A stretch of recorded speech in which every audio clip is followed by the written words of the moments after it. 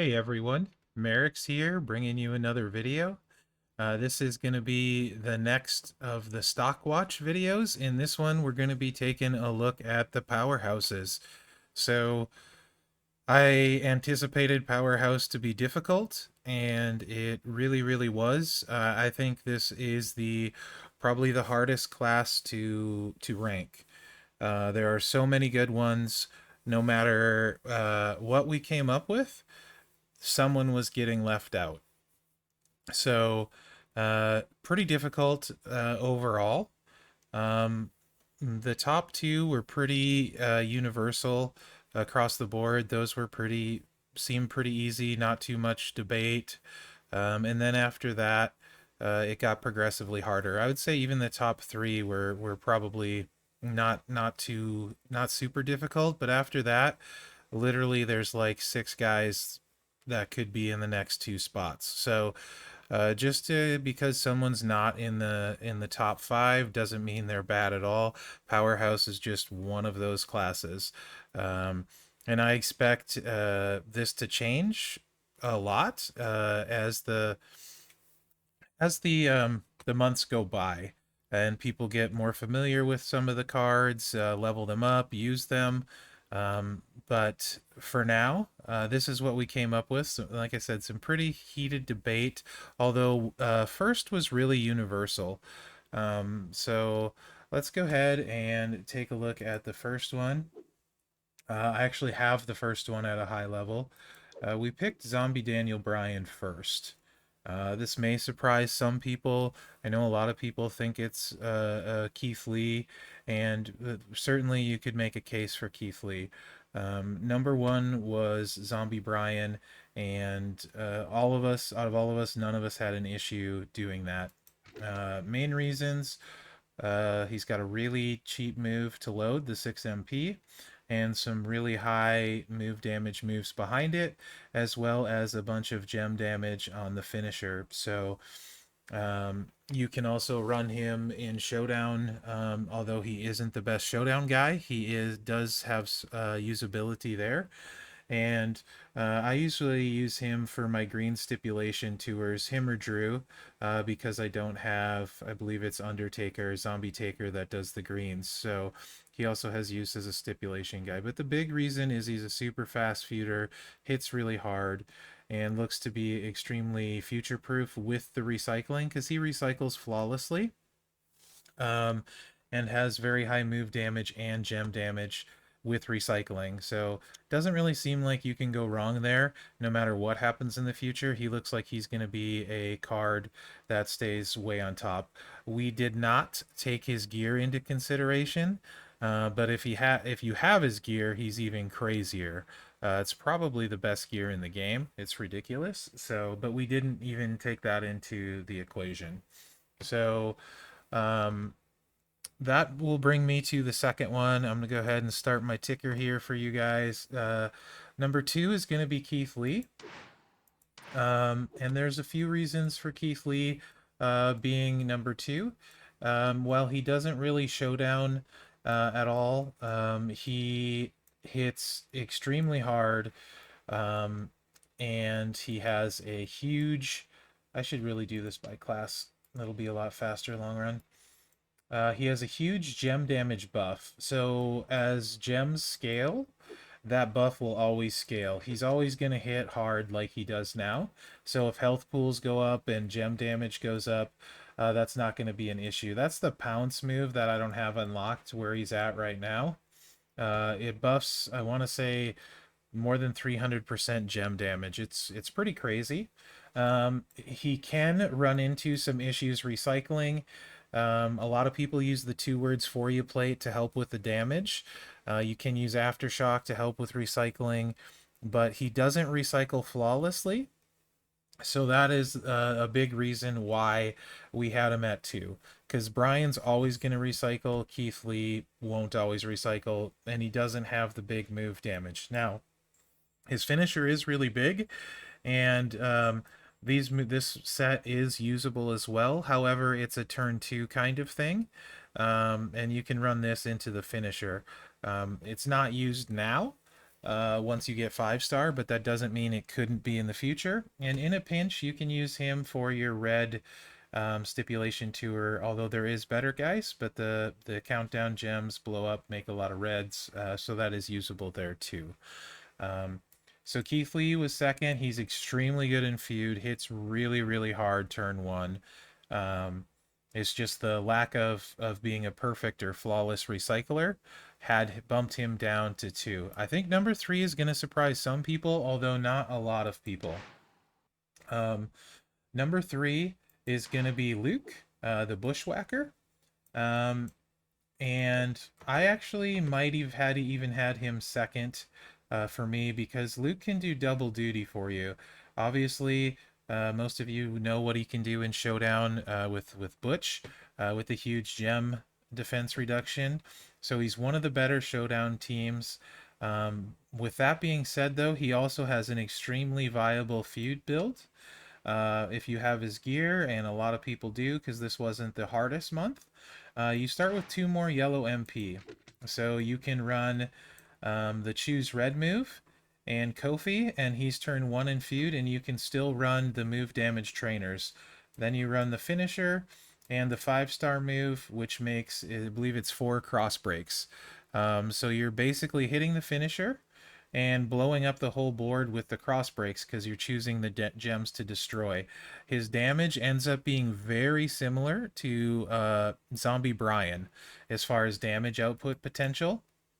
So he can do double duty for you. He can showdown and he can feud.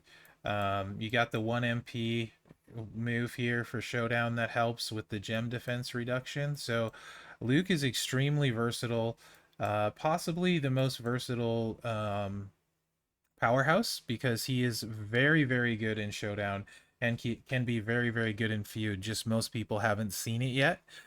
So if it does surprise you, you should look into him if you have him. And if you know, then it doesn't surprise you at all. Very good card. Highly recommend looking into him if you have him. Uh, Number 4, and this one was the most hotly contested one. Um, I will say I wouldn't have him at 4, but the consensus was 4, and it wasn't that close, really. So he's still very good. Really strong Hall of Fame card, super hard finisher. I don't have him, so maybe it's ownership bias because I don't have him, although I try to avoid that. That's Hall of Fame Hall. He is a super hard finisher. Hits really, really hard. And he can run Showdown with the Hall of Fame link with your Hall of Fame partner of choice. So some extra oomph there. But really, really good card. I wish I did have him. It would be fun to play with him and use him. So he came in at number 4. And number 5 is Walter. And I am a big fan of this card. He's the best at red stipulation. So right off the gate, he's the go-to red stipulation guy. At 5-star, you have some options. You can get him turn 1. There's a boss plate build where you can get him turn 1 with feud, get the boss plates or the boss cross breaks, I'm sorry, out on the board.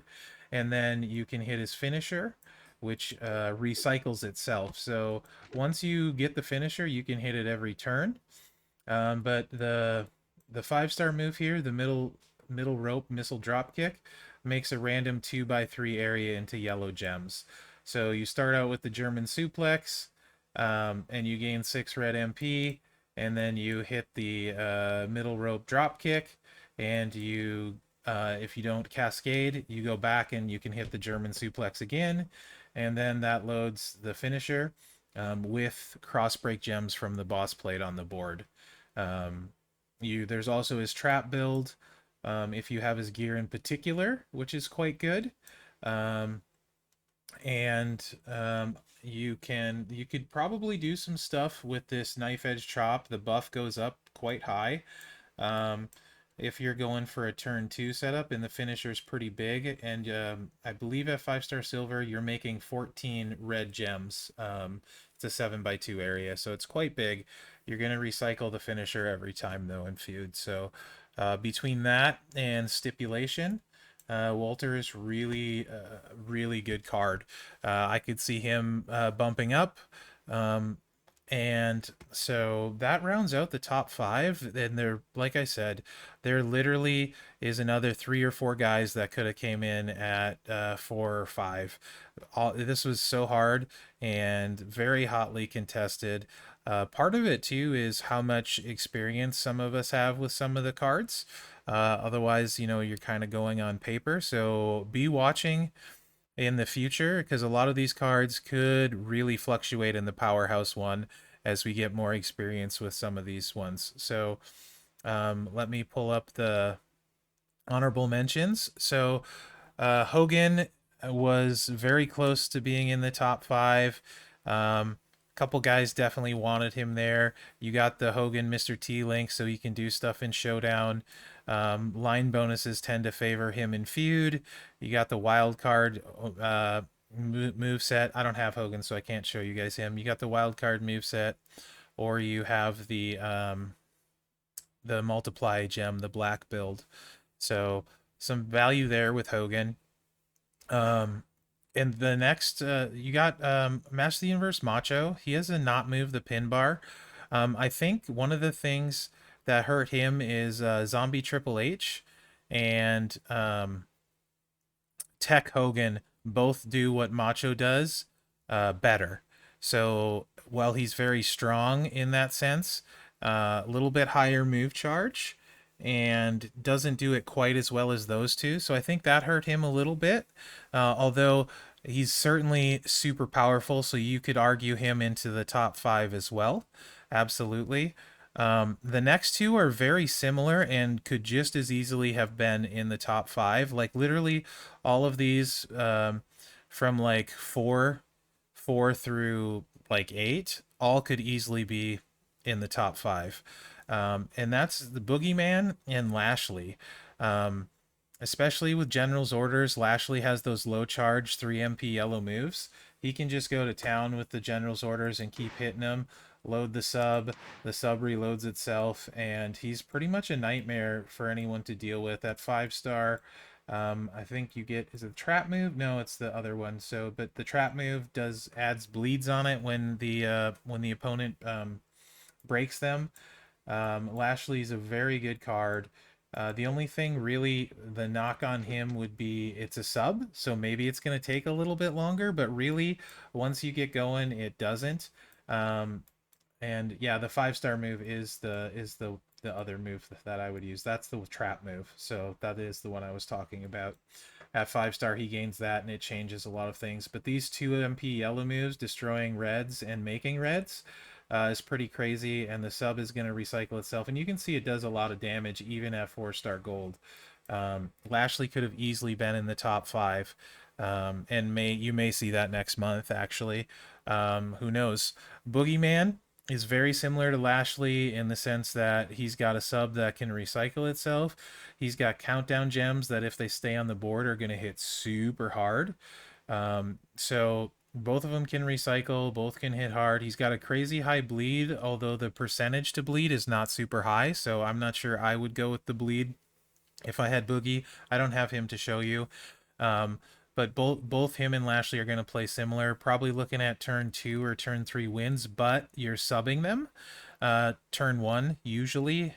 So you're not going to take damage, and it's going to go pretty fast. So they're they're really the best of control cards, to be honest. So any of those guys could have been 4 or 5. The top three are pretty well set. You could argue maybe the order on some of them. Like I probably would have Luke ahead of Lee. Other people might have Lee ahead of Zombie Brian, etc. But the top three pretty well set, and then there's the next bunch of guys, which all could have been in the top five. The other two honorable mentions, Quake with gear is really, really good. He carried my roster a long time. Um, so I can't argue with having him on there. He's got a gem defense or a gem buff, so that's always going to scale well into the future with that gem buff, and he's blown up the board with the blast gems.